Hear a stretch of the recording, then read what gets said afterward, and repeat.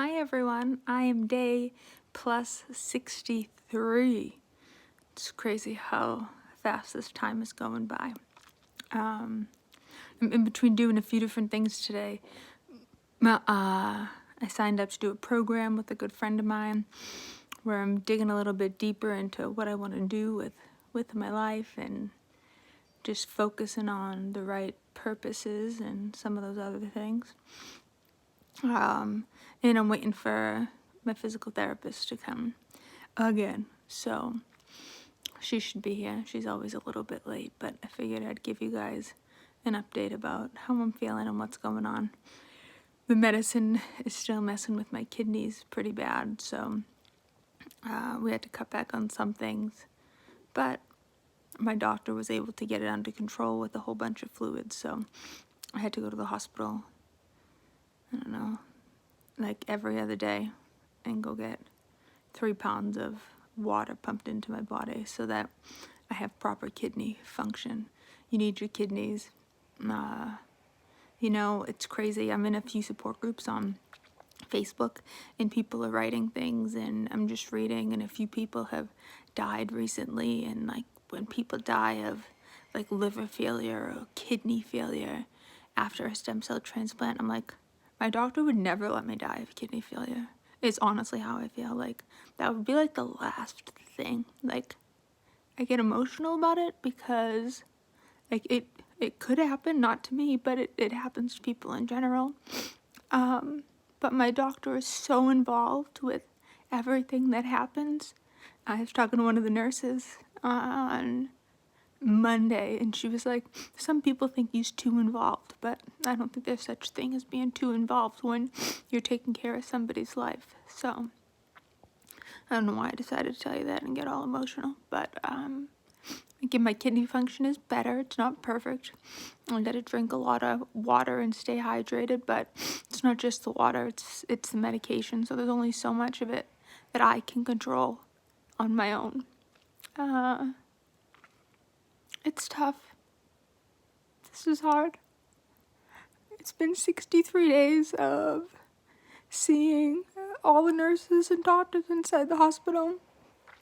My mom's here, thank God.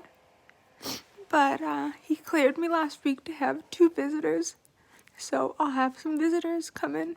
But it's still hard to be stuck inside, and it's like COVID on top of it and everything else. But it's just a lot. It's a lot. And this was a lot more than I bargained for. I figured I went through that auto stem cell transplant with my own cells, and I bounced back so quick. And I was like out the gate, just able to jump in and be able to do things. This doesn't go that way. You have like limited control over it. You can just do the best that you can each day. So I've had good days and bad days, but it's okay to cry, people, because you gotta let it out.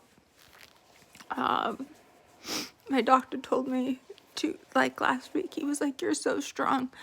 And I said, I have my moments. Like, I'm pretty damn tough, but when it's time to be emotional or when there's something else that's going on, like, I have my moments, and I'm a human being, and I do get emotional about stuff. Like, anything can make me cry, but it's probably all the crazy hormones going through my body. That's what we'll blame it on. It's not my strength. It's not why I'm crying. It's all the crazy hormones and medications running through my system. But I actually feel good today. Yesterday was a really good day. I was able to eat and drink quite a bit, so that was really helpful. But I took it easy. I gotta take it easy. I feel like if I push myself on a day that I feel good, then the next day I'm not gonna feel good. And it's like it's tough to find the balance of doing something while not doing too much. Because if you do too much, it's like then you jeopardize the whole next day. And who wants to feel like shit for a whole day where you could have just not done one extra thing the day before and felt fine? On another positive note, on Monday, I went for the longest walk that I've had in probably since before I went into the hospital, so since December. I had a walk through like from one hospital building through another, and then through another one. So I don't know how far it was. It probably wasn't actually that many steps, but I was able to do it, and that's what matters. So did I have to stop along the way? Absolutely. I'm fucking tired. My body's tired. My muscles are tired. Everything's just tired, and I'm in the process of rebuilding. So literally rebuilding my body.